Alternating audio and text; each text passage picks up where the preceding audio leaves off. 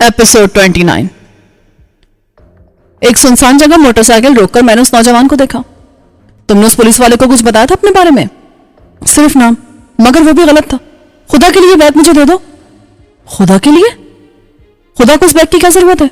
जिनको जरूरत है उनको खुदा कहना कुफ्र है। तुम्हें कुछ मालूम है वो कौन लोग हैं और इस बैग में क्या है?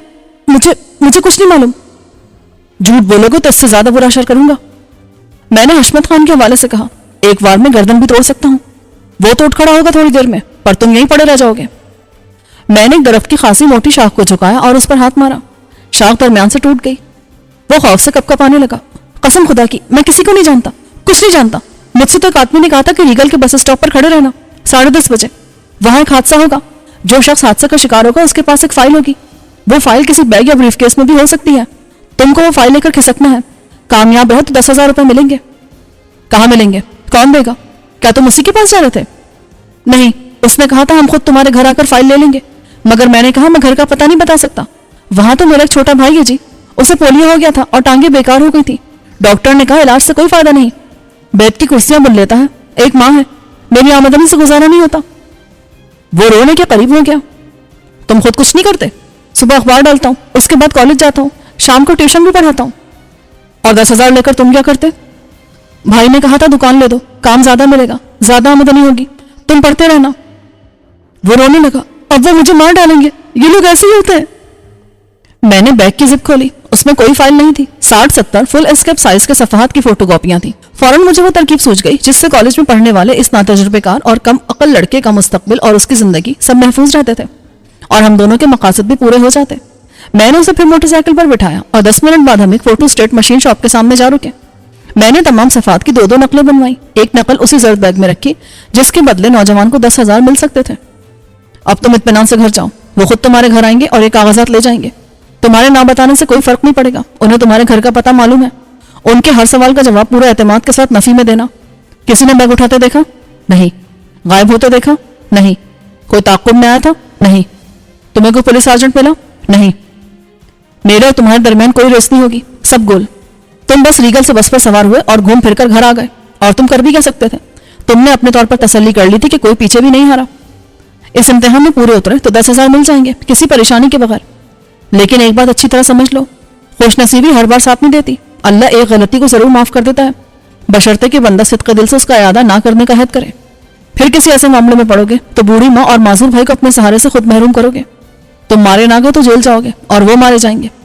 मेहनत करते रहो तो कामयाबी देर से होगी, मगर बाइज्जत होगी और बेखतर होगी। अब जाओ, भाग जाओ। Yes sir. उसने बैग थामा और एक कदम चल के रुका। मगर जनाब वो थानेदार, वो मुझे देख चुका है। उसका बाप भी सिर्फ एक बार किसी की सूरत देखकर उसे इस शहर में तलाश नहीं कर सकता। लेकिन खुदा न खास्ता ऐसी वैसी कोई बात हो तो मैं एक फोन नंबर बता रहा हूँ, उसे याद रखो। लिखना नहीं, कहना कबीर से बात करनी है। मैं ना मिलूं तो पैगाम छोड़ देना कि जर्द बैग की बात करनी थी। मैं समझ जाऊंगा और मुझसे जो हो सकेगा मैं करूंगा। Good luck. मैंने उसे डगमगाते कदमों से जाते देखा। उसने कई बार पलटकर मुझे देखा। मुझे यकीन था कि हमारी मुलाकात का इल्म दुश्मन के किसी एजेंट को नहीं। अगर रीगल बस स्टॉप पर कोई था तो वहीं से मुतमईन होकर चला गया था कि लड़का बस में निकल गया है और मैं रह गया। उसके घर का पता मैंने इसलिए नहीं पूछा कि बाद में मेरा और उसका ताल्लुक उस खानदान के लिए मुसीबत का बायस ना बने। हशमत खान से हटकर मेरा ध्यान गुलाम अली की तरफ चला गया। गुलाम अली के अंजाम ने मुझे उदास कर दिया था और यह सोचने पर भी मजबूर कर दिया था कि दुश्मन को उसकी और मेरी मुलाकात का और मकसद मुलाकात का कैसे पता चला। क्या वो गुलाम अली पर नजर रखे हुए थे? डिसल्वा को शक हो गया था कि पर्सनल फाइलें ऑफिस से बाहर ले जाई गई हैं। कैसे? गुलाम अली ने जज्बाती होकर एहतियात के तकाजों को मलूज नहीं रखा था। किसी ने से फाइलें वापस लाते हुए और अपनी अपनी जगह रखते हुए देख लिया हो जिसकी उसे खबर न हुई हो। ये सब कयास आराइयां थी, मगर जो बात मैं पूरे यकीन के साथ कह सकता था वो ये थी कि जामिन रजवी साहब का फोन टैप किया गया है, वरना किसी को कैसे मालूम हो सकता था कि आज सुबह 11 बजे मैंने किसी को गार्डिनिया में मिलने का वक्त दिया है। उससे भी ज्यादा फिक्र की बात यह थी कि मेरे लिए गवाहों का मसला पैदा हो गया था। गुलाम अली वो गवाह था जिसने मुझे मजीद गवाह लाने का वादा किया था, जो मुझे अगले रोज ही पेश करने थे। ये इंतहाई खुदगर्जाना सोच थी और मुझे अपनी कमीनगी पर शर्म भी आई। गुलाम अली अपनी जान से गया और वो भी मेरी खातिर। वजीर खान मरहूम की खातिर जिसका वह एहसानमंद था और मरते मरते अपना फर्ज भी चुका गया था। लेकिन मुझे ख्याल था तो गवाह के ना रहने का। हकीकत बहरहाल नाकाबिले तरदीद थी। गुलाम अली के मरने का दुख अपनी जगह कम ना था, मगर मुझे आने वाले दिन की फिक्र भी करना थी। गुलाब खान चौकीदार के अलावा भी मुझे 2 गवाह मतलूब थे। मेरे लिए इसके सिवा कोई चारा ना था कि मैं MWD के ऑफिस जाऊं और अलाल ऐलान पूछूं कि वजीर खान मरहूम के जनाजे में कौन कौन नमक हलाल शरीक हुआ था। جو اب سامنے آنے کی ہمت رکھتا ہوں. لیکن ڈسلوا مجھے دھمکی دے چکا تھا کہ قانونی حق ملکیت کی سند کے بغیر میں نے دفتر میں قدم رکھا تو وہ مجھے پولیس کے حوالے کر دے گا. میں گھر پہنچا تو محسن رات بھر جاگنے کے بعد اب سو رہا تھا. بستر دیکھ کر میرا خود بھی دل چاہتا تھا کہ آنکھیں مون کر لیٹ جاؤں، مگر میں جانتا تھا کہ آنکھ لگ گئی تو وہ وقت سونے میں گزر جائے گا جس سے فائدہ اٹھایا جا سکتا ہے. رابعہ بھی سوئی پڑی تھی. میں نے محسن کو جگایا اور اسے غلام علی کے اندوناک موت کی خبر دینے کے بعد اپنے پروگرام سے آگاہ کیا. گھر کے اندر جا کر کھانا کھانے سے پہلے میں نے باہر کا ایک چکر لگایا اور ٹیلی فون لائن کا معائنہ کیا. لائن سے کنیکشن زیر زمین لے جایا گیا تھا. تار ایک درخت کی موٹی چھال سے چپکا ہوا تھا اور اوپر شاخوں میں گم ہو گیا تھا. میں نے کسی چیز کو ہاتھ نہ لگایا. یہ ضروری تھا کہ رضوی صاحب خود اپنی آنکھوں سے یہ حسن انتظام دیکھ لیں. 2:15 بجے ہم ایک ساتھ باہر نکلے. غلام علی کے فراہم کردہ کاغذات کی ایک نقل ہمارے پاس تھی، دوسری کو میں نے رضوی صاحب کی رائٹنگ ٹیبل کی سب سے نیچے والی دراز میں ڈال دیا تھا. محسن نے اخبارات دیکھ لیے تھے اور گھوڑے والے پیر سائیں کے قریب واقع کمپنی کے یارڈ سے ملنے والے چوکیدار کی لاش کا احوال بھی پڑھ لیا تھا. اس نے 10,000 روپے ایک لفافے میں ڈال لیے تھے. بیڈن روڈ پر تیرا کام بہت مختصر ہے. میں نے کہا تو اوپر جا کے یہ فوٹو اسٹیٹ کاغذات ڈسلوا کی سیکرٹری کو دے دینا کہ صاحب کو پہنچا دے. جتنی دیر میں وہ اندر جا کر آئے تو غائب ہو جانا. وہ تجھے نہیں پہچانتی. اس کے بعد تو 10,000 اس چوکیدار کے گھر دینے چلے جانا. وہاں کے معاملات میں طے کر لوں گا. میں کچھ دیر نیچے انتظار کروں گا چھپ کر. خطرے کی کوئی بات ہوئی تو؟ خطرے کی کوئی بات نہیں ہوگی محسن. مجھے اپنے والد کے پرانے وفاداروں سے ہی تو ملنا ہے. 3:30 بجے محسن نیچے اترا تو میں نے بیڈن روڈ کے ایک پبلک فون بوتھ سے ڈسلوا کا نمبر ڈائل کیا. ڈسلوا صاحب. میں نے اس کی آواز پہچان لی. کیا حال ہے؟ میں نے تحفہ ارسال کیا تھا، مل گیا؟ کیا مقصد ہے اس کا؟ Black mailing? وہ بعد میں دیکھی جائے گی، ابھی تو تمہارے رویے پر منحصر ہے. اس مرتبہ میں نے احتیاطاً اتنی کاپیاں بنوا لی ہیں اور ایسی ایسی جگہ رکھوا دی ہیں جہاں تمہارے خیال کی بھی رسائی نہیں. فضول بک بک کے بجائے یہ بتاؤ کہ تم چاہتے کیا ہو؟ کچھ نہیں، ابھی میں دفتر میں قدم رنجہ فرماؤں گا. وزیر خان مرحوم کے پرانے ملازموں سے ملاقات کے سوا کوئی مقصد نہیں. تم خوشامدید کہو نہ کہو، اعتراض بھی نہیں ہونا چاہیے. کیوں ملنا چاہتے ہو ان سے؟ کیا بات کرنی ہے؟ بات تو میں تمہاری موجودگی میں بھی کر سکتا ہوں. مجھے یہ معلوم کرنا ہے کہ میرے والد کے جنازے میں کون کون شریک ہوا تھا، اور کچھ نہیں. یہ معلوم کر کے تمہیں کیا فائدہ ہوگا؟ تمہارے ارادے کچھ اور معلوم دیتے ہیں. میں نے شرافت سے تمہیں بتا دیا کہ میں کیا چاہتا ہوں، تو تم مجھے زبردستی غلط سمجھنے پر تلے ہوئے ہو. میں آ رہا ہوں اور دیکھتا ہوں کہ تم مجھے کیسے روکتے ہو.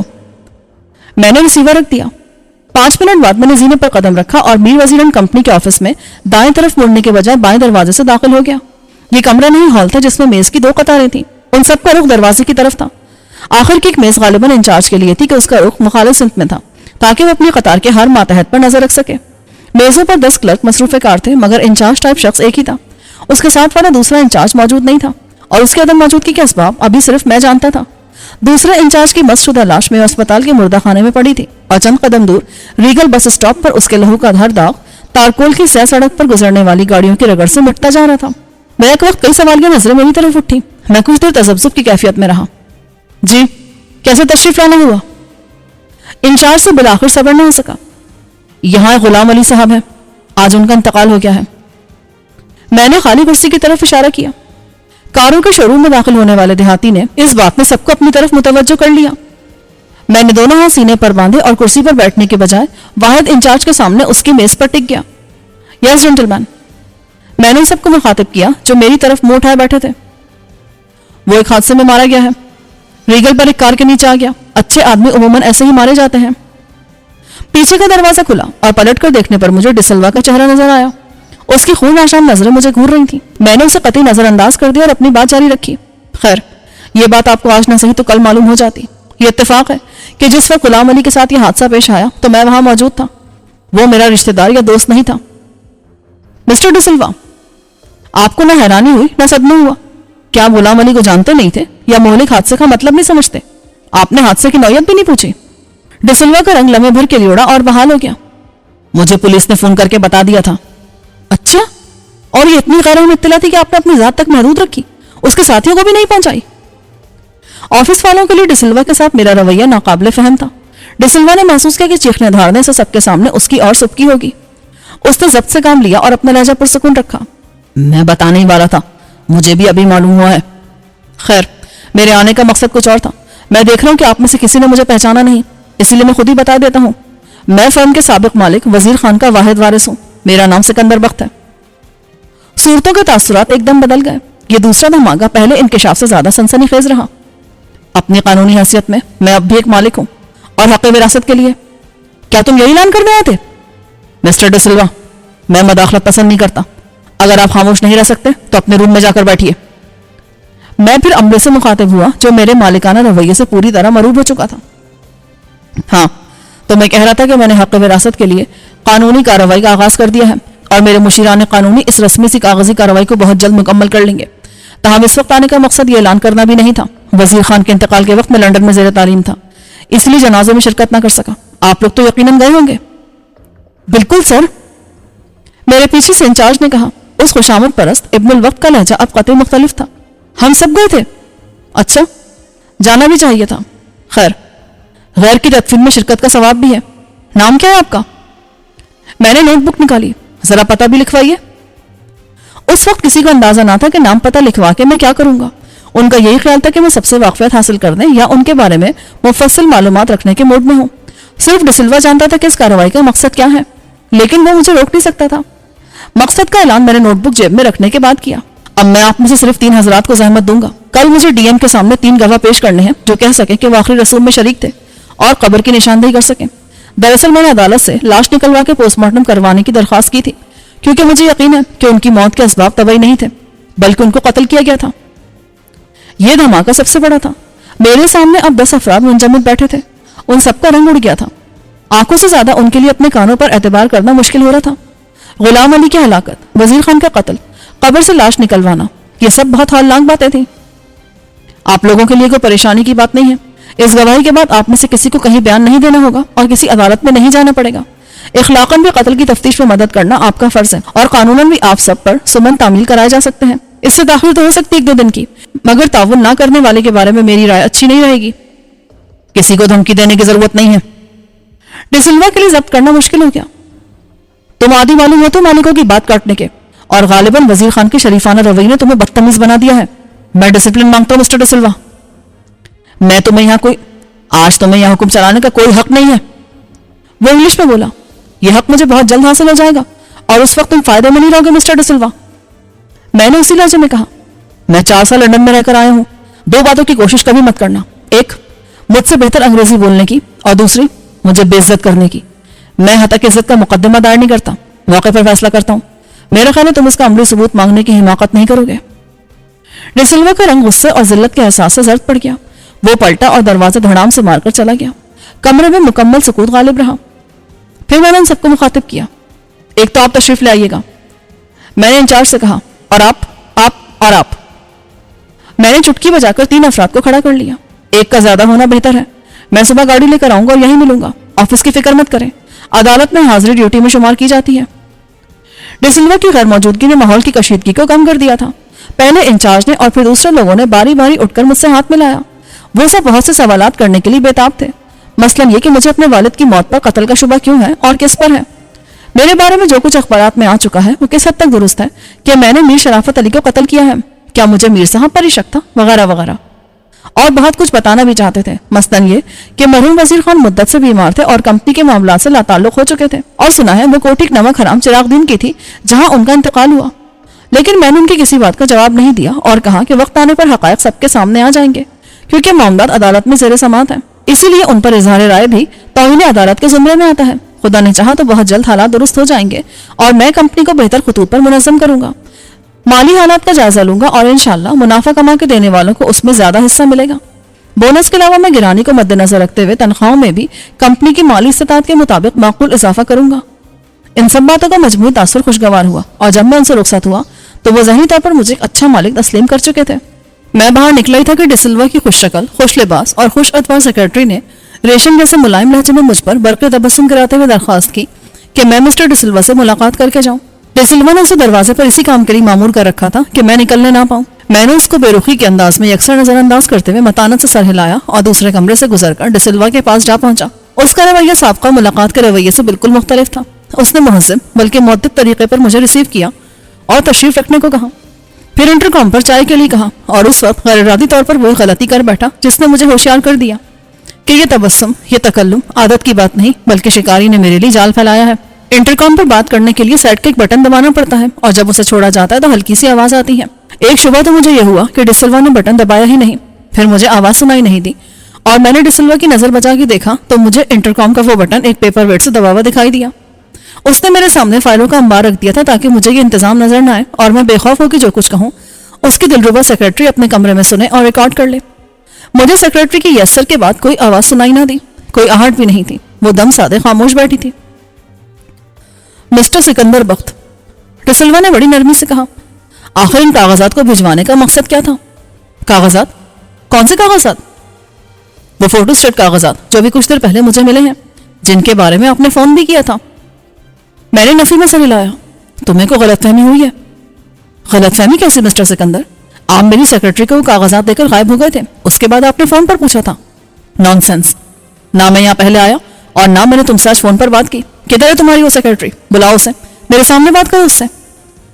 سیکرٹری فوراً حاضر ہو گئی. کیا میں تمہیں کچھ دیر پہلے کاغذات دینے آیا تھا مسٹر ڈسلوا کے لیے؟ غور سے دیکھو اور بتاؤ, کیا وہ آدمی میں ہی تھا؟ سیکرٹری کے لیے مجھ سے نظر ملا کر جھوٹ بولنا مشکل تھا. نو سر, آپ نہیں آئے تھے, ایک اور شخص تھا. Damn it. میں نے میز پر مکہ مارا. میں نے صرف اپنے بارے میں پوچھا تھا, یہ نہیں کہ اس کون آیا تھا اور کون گیا تھا. جاؤ یہاں سے. سیکرٹری کا رنگ فخر ہو گیا کیونکہ وہ ڈسلوا کی آنکھوں کی شرر افشانی بھی دیکھ چکی تھی. تم چالاک بننے کی کوشش کر رہے ہو. You want to play a dirty trick. Shut up mister D'Silva. مجھے دکھاؤ کون سے کاغذات ہیں وہ. عالم اشتعال میں ڈسلوا نے لفافہ میری طرف پھینک دیا. تم مجھے بلیک میل کرنا چاہتے ہو؟ میں پولیس کو رپورٹ کروں گا. میں نے لفافہ اٹھایا, پھر خود اٹھا اور ہاتھ مار کر انٹرکام پر رکھا ہوا پیپر ویٹ ہی نہیں, انٹرکام بھی نیچے گرا دیا. یو ڈرٹی سوائن, تم مجھے ٹرک کرنا چاہتے تھے؟ ہاں, میں نے کاغذات بھجوائے تھے, لیکن اس مقصد کے لیے نہیں جو تم سمجھ رہے ہو. میں نے فون پر کہا تھا, وہ بات کی بات ہے. ابھی مجھے بہت کچھ معلوم کرنا ہے. تم نے غلام علی کو مروا دیا, مگر تمہارے کالے کارناموں کی تفصیل مجھے معلوم ہو چکی ہے. میں قانون کو اپنے ہاتھ میں لینے والا آدمی نہیں ہوں. جس روز تم عدالت میں مجرموں کے کٹہرے میں پہنچو گے تو تمہیں اپنے خلاف گواہی دینے والے سب بتا دیں گے. میں کھڑا ہوا تھا اور بالکل مستعد تھا. ڈسلوا سمجھ گیا تھا کہ اس کی چال ناکام ہو گئی ہے, لیکن وہ ایک بار پہلے جسمانی مقابلے کا انجام دیکھ چکا تھا. تب وہ اکیلا تھا, مگر اس وقت دوسرے کمرے میں پورا اسٹاف موجود تھا. وہ ان سب کے سامنے تماشا نہیں بننا چاہتا تھا. یہ تم نے اچھا کیا کہ اپنی زبان کے سوا کچھ استعمال کرنے کی کوشش نہیں کی. میں نے دروازے کا رخ کرتے ہوئے کہا, ورنہ میں تمہاری نازک ہڈیاں توڑ دیتا. اور مسٹر ڈسلوا, کسی کو پتہ بھی نہ چلتا کہ تمہاری مدد کے لیے آتا یا تمہارا گواہ بنتا. میں باہر والے کمرے میں آیا اور سیکرٹری نے یہ ظاہر کیا کہ وہ اپنے کام میں مصروف ہے. اس کی میز پر ایک ٹیپ ریکارڈر موجود تھا. تم کو بہت جلد فیصلہ کر لینا چاہیے مس, کہ تم اس آدمی سے وفادار رہنے کو ترجیح دو گی یا فرض سے وفاداری کو.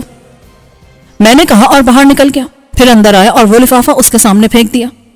یہ اپنے باس کو دے دینا, چاہے تو وہ مزید فوٹو کاپیاں بنوا لے اس کی. یہ اسی کا ریکارڈ ہے جو میری تحویل میں نہیں ہے. اس سے میرے خلاف کوئی کیس نہیں بنتا. واپسی پر میں نے گلاب خان سے ملاقات کی اور بتایا کہ اسے گواہی کے لیے جانا ہے. ہم جائے گا. ہم ضرور جائے گا. جائے گا کیسے نہیں. اس نے سینے پر ہاتھ رکھ کے کہا, اس خانہ اگر آپ کو پھانسی ہوگا تو ہمارا دل کو ٹنڈک پڑے گا اور ہم اس سے پوچھے گا, اے خنزیر, تیرا کیا نقصان کیا تھا وزیر خان نے؟ وہ بڈھا آدمی در اکیلا رہتی تھی, 5 وقتہ نماز پڑھتی تھی. اس نے کبھی کسی کا دل نہیں دکھایا. اور سلامت شاہ, اللہ مغفرت فرمائے, وہ اتنا نیک آدمی جس شیطان نے اس کو مارا, وہ ہم کو مل جائے نا تو قسم خدا کا ہم اس کا بھی ٹکڑا کر دے. تم نے دیکھا نہیں سکندر بابو, ہم اپنی گناہگار آنکھوں سے دیکھا. اس نے توبہ کے انداز میں دونوں کانوں کو چھوا. ہم بزدل نہیں ہیں صاحب, دشمن کا سینے میں گولی مار سکتا ہے. ہمارا باپ 10 فرنگی قتل کیا, سب کو جہنم بھیجا, پھر شہید ہوا. گلاب خان کے سامنے آئے اگر کوئی بہادر ہے تو بہادر ایسا کرتا ہے, چپ کر بڈھا آدمی کو ایسا ذبح کرتا ہے جیسا وہ جانور ہے. اس کا ٹکڑا کر کے بکس میں ڈال دیا اور بھاگ گیا. خانہ خراب ہو گیا اس کا. ادھر ہمارا ساتھ 2 آدمی تھا, اب ہم اکیلا ہے. یہ ہم کو دل تنگ کرتا ہے, ہم کو یہ دل تنگ کرتا ہے. بولتا گلاب خانہ, ادھر تم بندوق لے کر ایک گدھے کی طرح کھڑا رہا اور ایک کے بعد ایک 2 آدمی قتل ہو گیا. لعنت ہے تمہارے دوستی پر اور تمہارے بندوق پر. وہ سخت مشتعل اور جذباتی ہو رہا تھا. میں نے اسے تسلی دی کہ خدا انصاف کرنے والا ہے اور ظالم کی رسی دراز نہیں ہوگی.